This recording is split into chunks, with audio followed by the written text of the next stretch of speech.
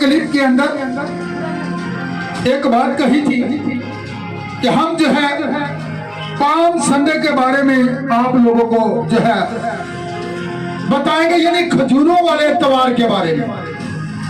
कौन से त्योहार के बारे में? खजूरों वाले त्योहार के बारे में आपको जो है बताएंगे। नीचे अब गौर करें,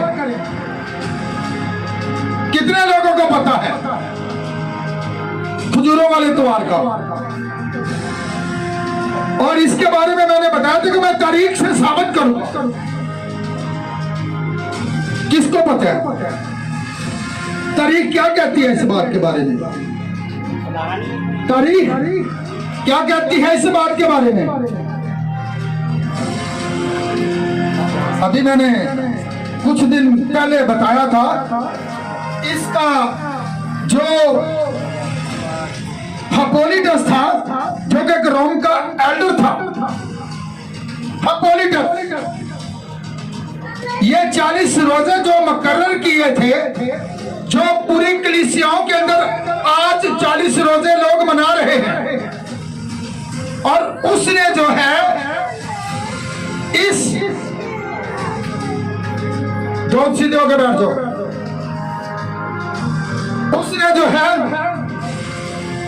इस तारीख के बारे में जो था बताया था। उसने इस हफ्ता के बारे में जो था, इन्हीं 40 रोजों के अंदर जो है बताया था कि जो आज हम खजूरों का त्योहार मना रहे हैं, यह हिप्पोलिटस ने ही जो था इसे इन 40 रोजों के दरमियान रखा है। कहां पर रखा है? यीशु मसीह की सलीबी मौत से पहले एक हफ्ता पीछे खजूरों का त्योहार। और यहां पर आज हम देखते हैं, सबसे पहले मेरे साथ निकाले यूहन्ना रसूल की लिखी गई अंजील, उसका 12 बाब, उसकी 20 आयत से लेकर जो है उसकी 26 आयत तक खुदा के कलाम अक़दस में से आज हम इस तिलावत को सुनेंगे। यहां पर लिखा है, जो लोग ईद में प्रस्तुत करने आए थे उनमें बहुत यूनानी थे, बस उन्होंने फिलिप्पस के पास जो बैतसैदा गलील का था आकर उससे दरख्वास्त की कि जनाब हम यीशु को देखना चाहते हैं। फिलिप्पस ने आकर इंद्रियास से कहा, फिर इंद्रियास और फिलिप्पस ने आकर यीशु को खबर दी। यीशु ने जवाब में उनसे कहा, वो वक्त आ गया कि इब्ने आदम फिलहाल पड़ा। मैं तुमसे सच कहता हूं, जब तक गेहूं का दाना जमीन में गिरकर मर नहीं जाता, केला रहता है, लेकिन जब मर जाता है तो बहुत सा फल आता है। जो अपनी जान को अजीज रखता है वो उसे खो देता है, और जो दुनिया में अपनी जान से दावत रखता है वो उसे हमेशा की जिंदगी के लिए महफूज रखेगा। अगर कोई शख्स मेरी खिदमत करे तो मेरे पीछे हो ले, जहां मैं हूं वहां मेरा खादम भी होगा। अब यहां पर हम गौर करते हैं कि किस तरह जो लोग थे ईद के अंदर प्रस्तुत के लिए आए हैं, कितने दिन पहले आगे थे? 5-6 दिन पहले वो आगे हैं। किस लिए? अब कोई जो है किसी मुल्क से आया हुआ है, कोई किसी मुल्क से आया हुआ है, वो किसी मुल्क से आया हुआ है, और वो वहां पर आकर क्या करते थे? इकट्ठे होते थे यरूशलेम के अंदर, और वहां पर आकर वो क्या करते थे? प्रस्तुत करते थे यरूशलेम के अंदर। जिस तरह के हम देखते हैं अपने मुस्लिम भाइयों को भी, जिस तरह वो अपने हज का फरीजा अदा करने के लिए कहां पर जाते हैं?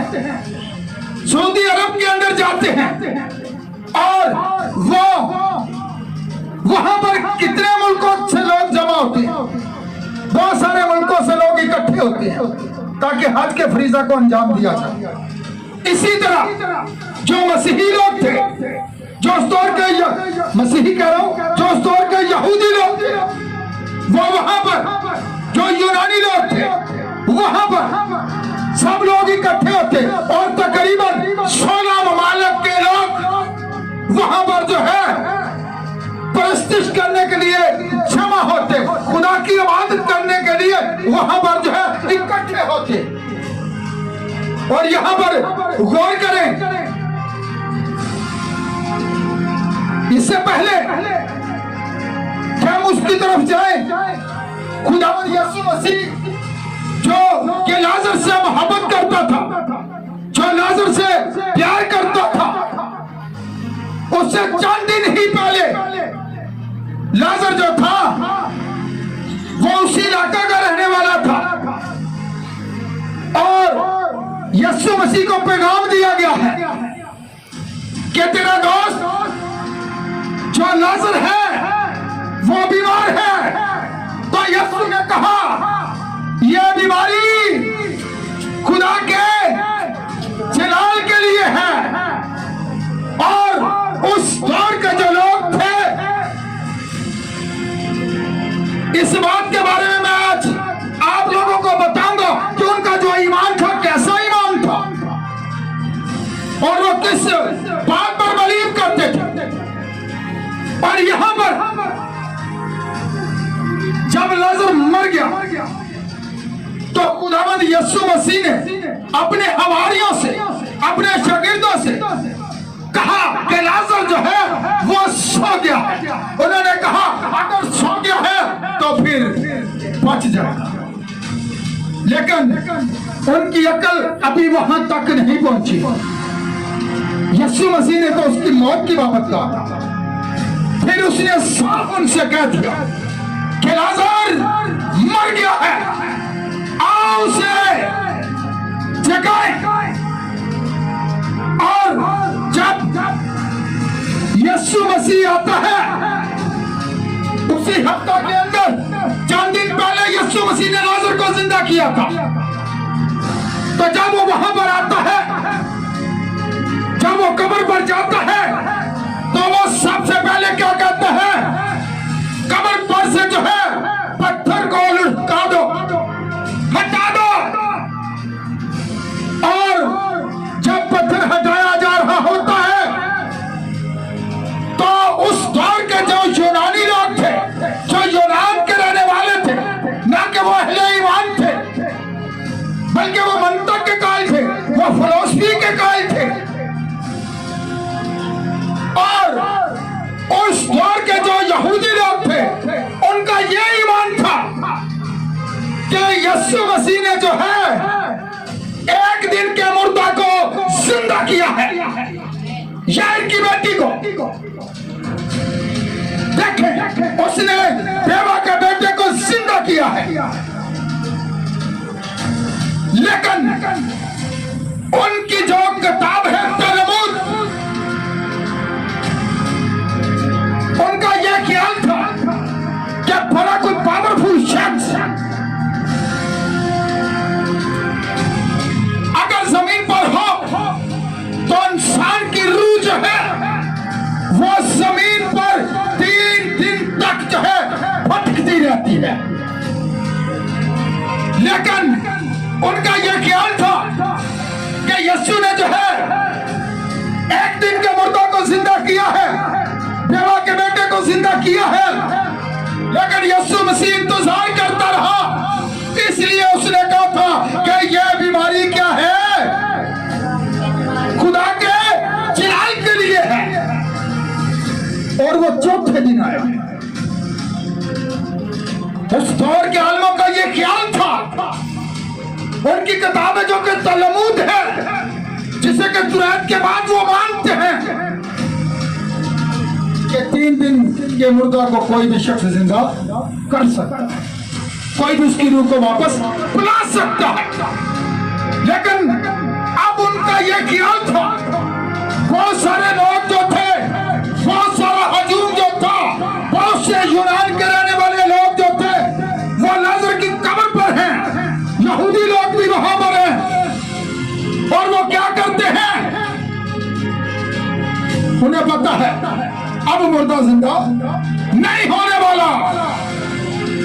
तो 4 दिन हो गए हैं। 3 दिन के मुर्दे को जिंदा किया जा सकता है, लेकिन 4 दिन के मुर्दे को जिंदा करना नामुमकिन है। उन्हें इस बात का तो इल्म था कि खुदा के अलावा, यहोवा के अलावा और दुनिया की कोई हस्ती जो है अब 4 दिन के मुर्दे को जिंदा कर सकती है। इसके अलावा और दुनिया की कोई भी हस्ती जो है उस मुर्दा को जिंदा नहीं कर सकता। और बहुत से लोग इसलिए आए थे कि जब ये मुर्दा नहीं जिंदा होगा देख ले। तो वहां पर देखें जब यीशु ने क्या कहा, पत्थर को हटा दो। खुदा का नबी कहता है, ये मैं नहीं जानता कि इसकी रूह कहां पर थी, गौर कर लें। लेकिन एक बात याद रखें, खुदा का नबी कहता है कि जब खुदावंद यीशु मसीह ने पुकारा है तो ऐसे नहीं कहा कि लाजर निकल। उसने बुलंद आवाज, खुदा का नबी कहते हैं उसकी आवाज जो कहते नरसिंह की सी आवाज है, बुलंद आवाज से ललकारा है। और जो मुर्दा 4 दिन का कब्र के अंदर पड़ा हुआ था, उसका गोश्त हो सकता है कल चिपका हो। हालांकि उसकी बहनें यह कहती है कि खुदावंद अब तो उसमें से, लेकिन खुदावंद का जवाब देखें। उसने कहा, मैंने कहा ना था अगर ईमान रखोगी तो खुदा का। तो यीशु मसीह ने क्या कहा है? उसने कहा, आए बाप तूने मेरी सुन ली। और मुझे तो पता था, लेकिन ये मैं इसलिए कह रहा हूं कि ये जो दाएं बाएं खड़े हैं ये जान ले, पर मुझे तो यकीन है तू हमेशा मेरी सुनता है। और उसने बुलंद आवाज से ललकारा है, उसे पुकारा है, लाजर कब्र से निकला, क्योंकि मैं यहाँ हूं। और मुर्दा 4 दिन का हाथ पांव बंधे कफन समेत जो है यीशु के पैरों में आ जाता है। और यीशु मसीह की धूम जो है, यीशु मसीह की शोहरत जो है पूरे यरूशलेम के अंदर फैल गई। जो वहां पर लोग जमा थे, उन्होंने जाकर फकीरों को, फरीसियों को, उस दौर के आलिमों को खबर दी। उन्होंने कहा कि तुमसे तो कुछ बन नहीं पड़ता, देखो जहान जो है उसका पैरू हो जाए। और यहूदी मचालस के जो लोग हैं वो भी उसे खुदा का बेटा तस्लीम कर रहे हैं। उसकी शोहरत इस बात का ऐलान कि यीशु ने 4 दिन के मुर्दा को जो है जिंदा कर दिया है, उस दौर के आलमों के कानों तक भी पहुंची। और यहां पर देखें, गौर करें तो क्या लिखा हुआ है। बहुत से वहां पर यूनानी भी थे, तो उन्होंने आकर क्या कहा है, फिलिप्पस के पास बैतसैदा गलील का जो था उसे दरख्वास्त की, जनाब हम यीशु को देखना चाहते हैं। फिलिप्पस ने आकर इंद्रियास से कहा, फिर इंद्रियास और फिलिप्पस दोनों यीशु के पास चले गए। और वो क्या कहते हैं कि वो तुझे देखना चाहते हैं। किसे? यीशु को। और यीशु जो है कहां पर? यीशु जो है वो शहाना तौर पर यरूशलेम के अंदर दाखिल हो चुका है। वो वहां पर ऐसा नहीं जाना चाहता था, उसे पता था इसी हफ्ता के अंदर मुझ पर मौत का फतवा लगा दिया जाएगा। और वो शहाना तौर पर बड़े दबदबा के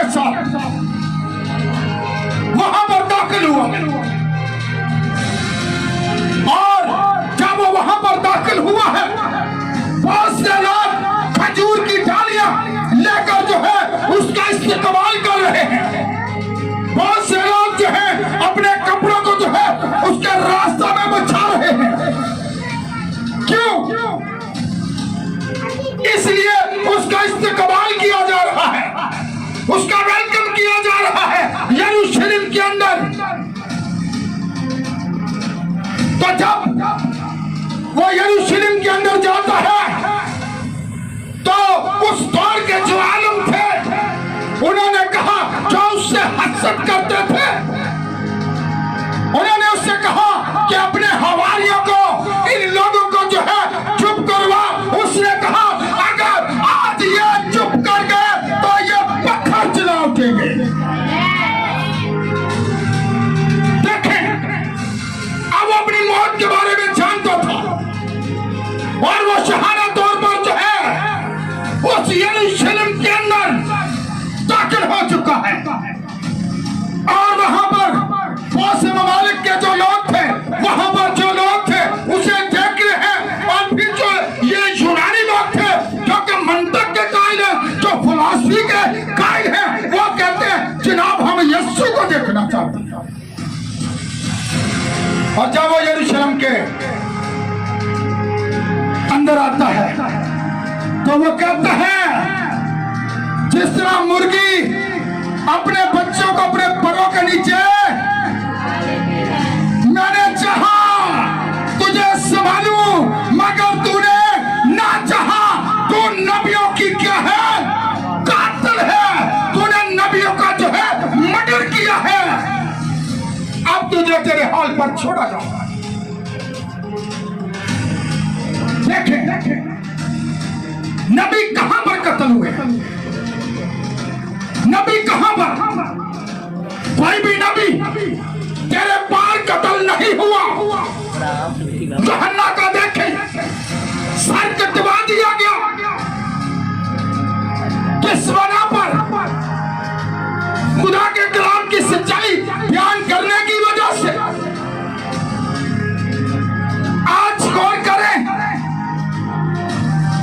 यीशु मसीह ने जो था उसने नबूवत को पूरा किया। जब वो शहाना तौर पर यरूशलेम के अंदर दाखिल हुआ तो वो साबित कर रहा था कि मेरे बारे में जो नबूवत 550 साल पहले ज़करिया नबी ने की थी, मैं वही हूं। आज लादू के बच्चे पर सवार हो और लोग उसे देख रहे हैं और वो उस नबूवत को पूरा कर रहा है जिसके बारे में ज़करिया ने जो है रूह कुदस से भरकर जो थी क्या की थी? नबूवत की थी। और वो उस नबूवत को जो था पूरा कर रहा था, जो नबूवत उसके बारे में की गई थी कि यीशु मसीह लादू के बच्चे पर सवार होगा। क्या वो इल्मे कुल नहीं था? वो जानता है। वो जब 2 शागिर्दों को मत्ती के 21 बाब के अंदर भेजता है तो कहता है जाओ फलानी जगह पर चले जाओ, वहां पर गधी का बच्चा बंधा होगा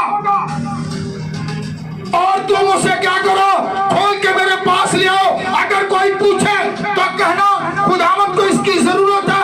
आगे से जो था, जो बात उन्होंने करनी थी उसका जवाब भी बता, क्योंकि वो इनमें कुल था।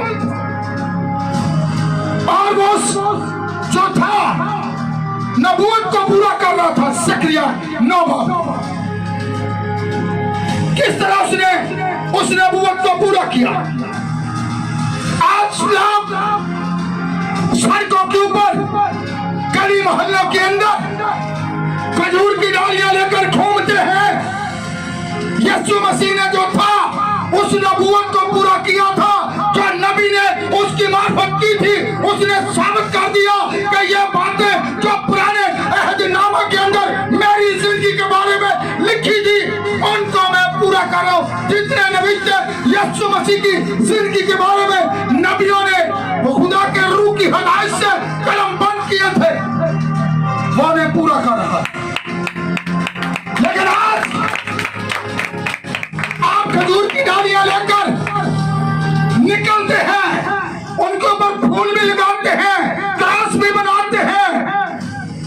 लेकिन आज आप किसे बुरा करें? बहुत से ऐसे लोग हैं जो गली मोहल्लों के अंदर खजूर की डालियां लेकर निकलते हैं, लेकिन निजात के साथ उनका दूर का भी वास्ता नहीं। क्या फायदा? यह खजूर की डालियां आपको बचा सकेंगी? आप सड़कों के ऊपर घूमते रहे खजूर की डालियां लेकर।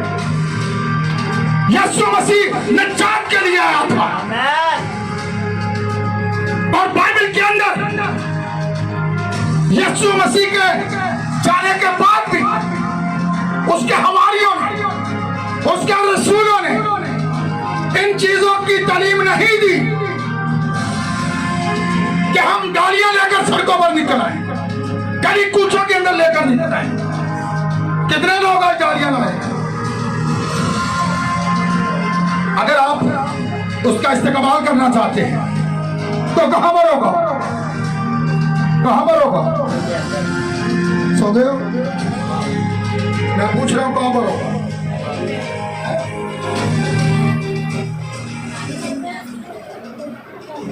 ऊंचे बोले, मुझे समझ ही नहीं आ रही। आप डरे हुए क्यों हैं? औकात तो जो है वो तो दूर से नजर आते हैं, उनकी ललकार से हम इस्तेमाल कहां पर करेंगे? हवा में उड़कर। वो ऐसा इस्तेमाल करता है, आप उसका ऐसा इस्तेमाल करें। आप जमीन के ऊपर खजूर की डालियां लेकर जितना मर्जी घूमते रहे, अगर आपने निजात नहीं पाई, अगर आपने अकीदत के साथ अपना दिल ही उसे नहीं दिया, तो क्या फायदा? ये सारा कुछ यहीं पर खत्म हो जाएगा। यह खजूर की डालियां आपको बचा नहीं सकेंगी। ये खजूर की डालियों के ऊपर जो फूल गुलाब के आप लगाते हैं, ये आपको बचा नहीं सकेंगे। ये सब यहीं पर खत्म हो जाएगा। असल उसके आने का जो मकसद था वो ये था कि आप जो है निजात पाएं। यह अकीदत उसे दें जिसके लिए वो आया था। इंसान ज़ाहिरी चीजों को देखता है, पर खुदा जो है वो इंसान के दिल पर निगाह करता है। आप अपना आप उसे दें, अपना दिल खुदा को दें, अपनी जिंदगी खुदा को दें। यह अकीदत वो चाहता है। आज लोग सड़कों के ऊपर खजूर की डालियां लेकर आ रहे हैं, बड़ी अकीदत दे रहे हैं, बड़ी अच्छी बात।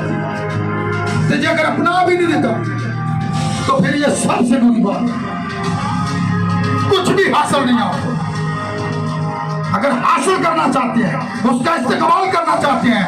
और एक बात मैं आपको और भी बताना चाहता हूं, जो लोग खजूर की डालियां लेकर उसका इस्तेमाल करने के लिए निकले थे, उसे पता था 4 दिन के बाद यही चलाएंगे, यही चलाएंगे। कैसे मसरूफ कर? वो कहता है कि मैं तुम्हारी खातिर मसीह को छोड़ दूं, यह बेगुनाह है, लेकिन वो और भी चिल्लाते हैं। वो कौन लोग थे?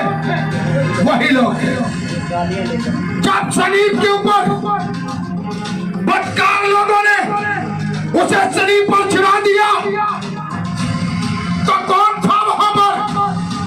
जो भीड़ चिल्ला रही थी, होशाना मुबारक है जो खुदावंद के नाम से आता है।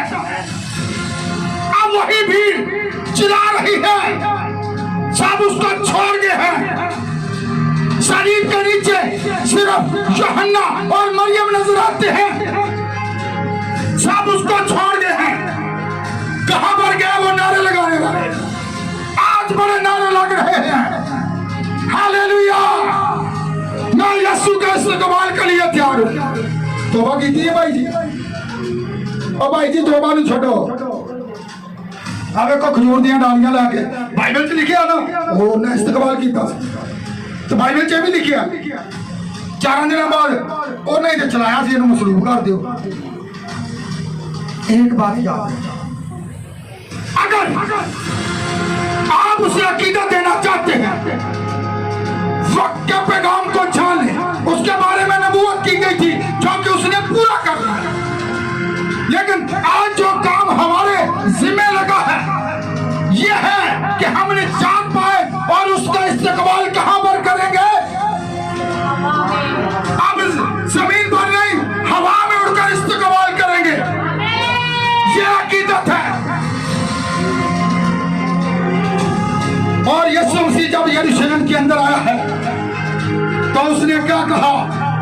और उसने कहा मैंने जितने नबियों को भी तेरे पास भेजा तो उनकी कातिल है, तूने उनका मर्डर किया है।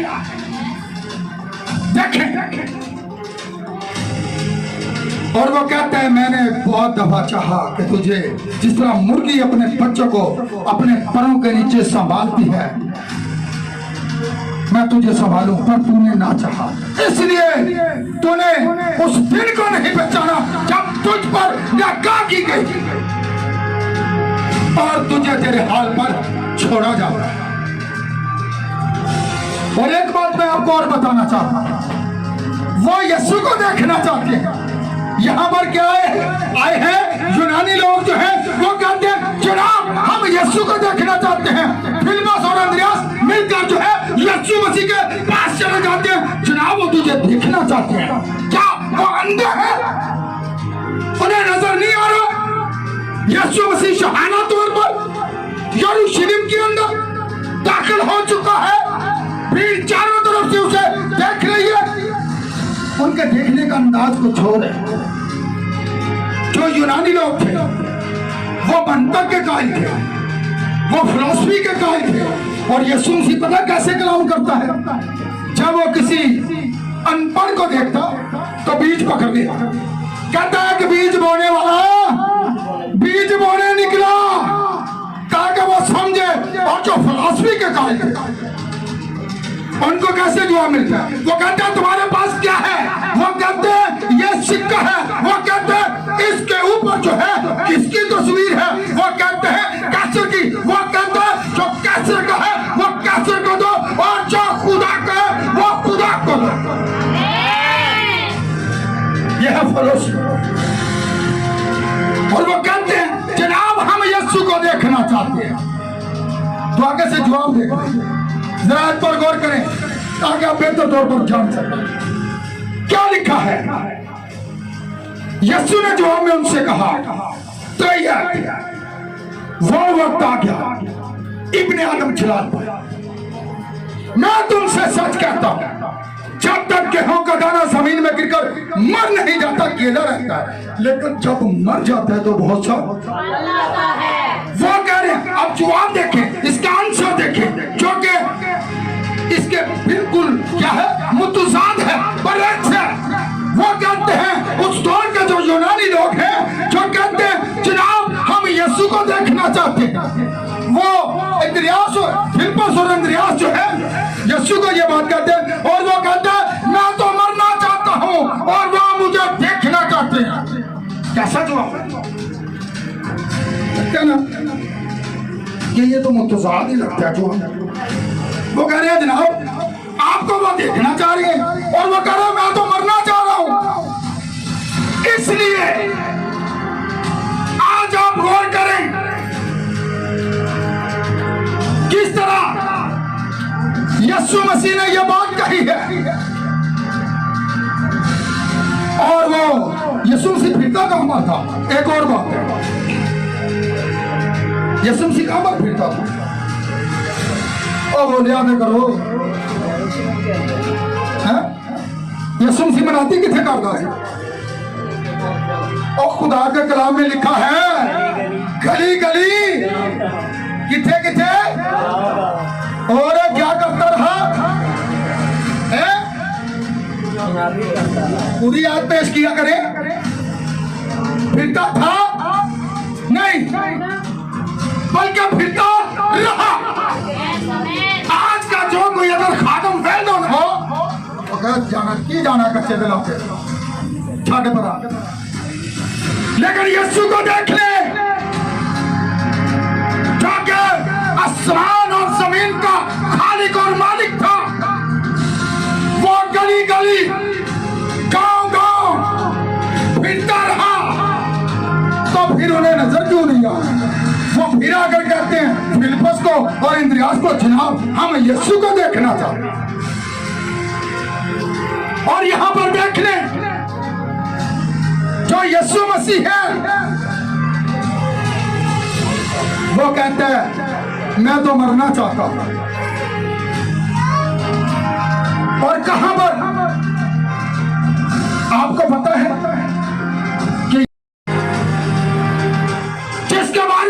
यूसुफ ने वसीयत की थी कि जब मैं मरूं तो मेरी हड्डियों को भी कहां पर ले जाना, मुझे मौत किया यरूशलेम के अंदर। अब्राहम जिंदा हो गया, यूसुफ जिंदा हो गया, यूहन्ना का सर कटवा दिया गया, बादशाह मुकद्दसीन जो है वो जिंदा हो गए। अभी यीशु मसीह सलीब पर है, अभी उसने जान दी तो मुर्दे जिंदा हो गए। लिखा जितने कब्रों में है मेरी आवाज सुनकर निकलेंगे। यीशु मसीह ने कब्र को छोड़ा तो फिर फल देखे, पीछे नबियों की लाइनें लग गई हैं जो कब्रों के अंदर 3 दिन से पड़े हुए थे। जब तीसरी सुबह जो है एक मरियम वगैरह पता है कौन पत्थर को हटा, एक और जलजला आ जाता है। और जब जलजला आते हैं तो यीशु मसीह कब्र से बाहर ते पीछे जितने कब्रों के अंदर थे सब जिंदा होकर पीछे कब्रों से बाहर आ जाते। आप देखें किस तरह उसका जो फल था नजर आना चाहिए। जब तक दाना मर नहीं जाता केला रहता है, और जब मर जाता है तो बहुत सा। आज हम सब उसी का फल है। गौर करें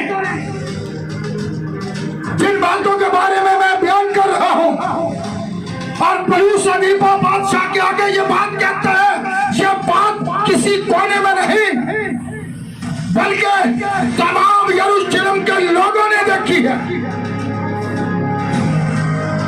ये वाकया जो है किसी कोने में नहीं हुआ बल्कि यरूशलेम के अंदर हर शख्स ने उसे देखा। थकते नहीं थे।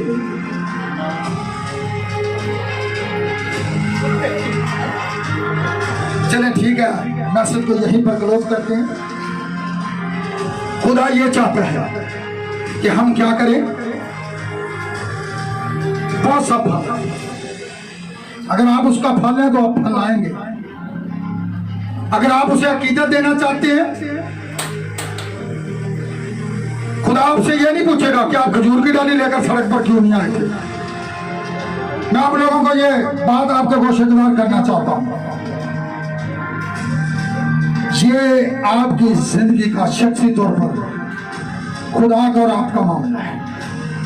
वो इसलिए आया था, वो इसलिए सलीब पर चढ़ा था ताकि आपके गुनाह और मेरे गुनाह अपने ऊपर उठा ले। से नहीं कहता कि बोझ के दबे हुए लोगों मेरे पास हो तो मैं तुम्हें, तो राम कैसे मिलेगा।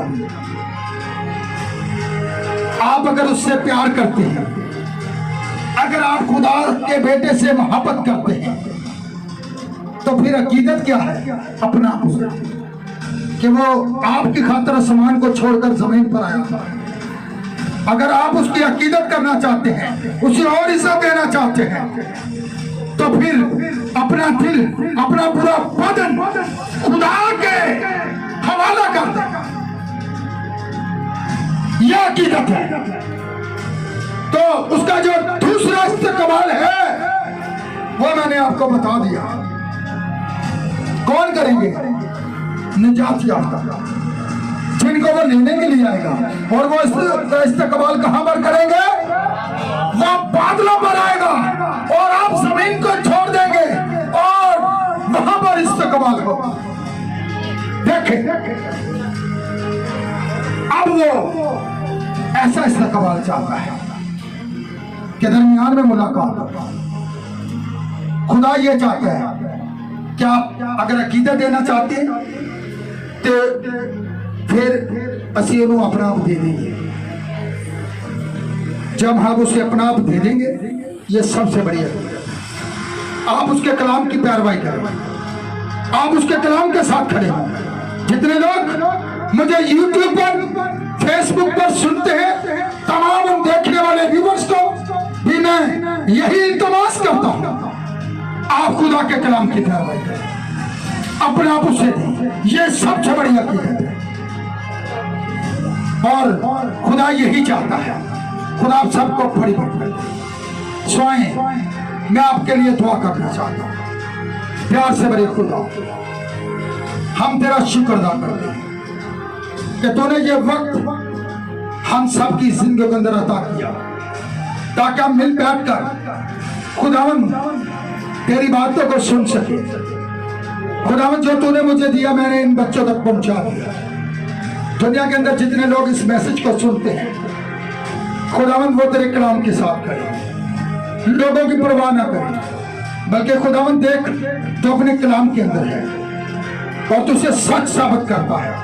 जिन्हें तू भेजता है खुदावन, खुदा तू उनके अंदर होकर जाता है और खुदावन उन सब लोगों को जो तेरी आवाज को सुने अपने कलाम के अंदर वापस ला, ताकि वो इस वक्त के पैगाम को जान सके, जो जिसका खुदावन जो पैगाम तूने इस जमाना के लिए रखा था, जिस तरह तूने इस जमाना के लिए अपने नबी को खड़ा किया, उसने आखिरी वक्त का पैगाम तेरे लोगों को दिया, ताकि तेरे लोग उन मिशनों से, उन तंजीमों से, उन लोगों से बाहर निकल आए और तेरे कलाम के अंदर वापस आए। और खुदा आज के कलाम के वसीला तमाम उन देखने वाले लोगों को खुदा तू बरकत दे और इस कलाम पर अमल करने की तौफीक अता कर। मुल्क पाकिस्तान के लिए भी दुआ करते हैं और हर तरह की कोरोना की बीमारी से खुदावन इस मुल्क को तो बचा, बल्कि तमाम दुनिया के लोगों को बचा और अपने हुक्मरानों के लिए भी खुदावन दुआ कर। खुदावन उन्हें भी खुदावन तू मुकम्मल तौर पर अपनी सलामती दे। मुल्क पाकिस्तान के लिए तेरी सलामती चाहती है, तेरी ब्लेसिंग को चाहती है, तेरी बरकत को चाहती है। और खुदावन अब मेरा ईमान है कि जो कुछ मैंने मांगा सो पाया, खुदावन यीशु मसीह के नाम से, आमीन। हालेलुया।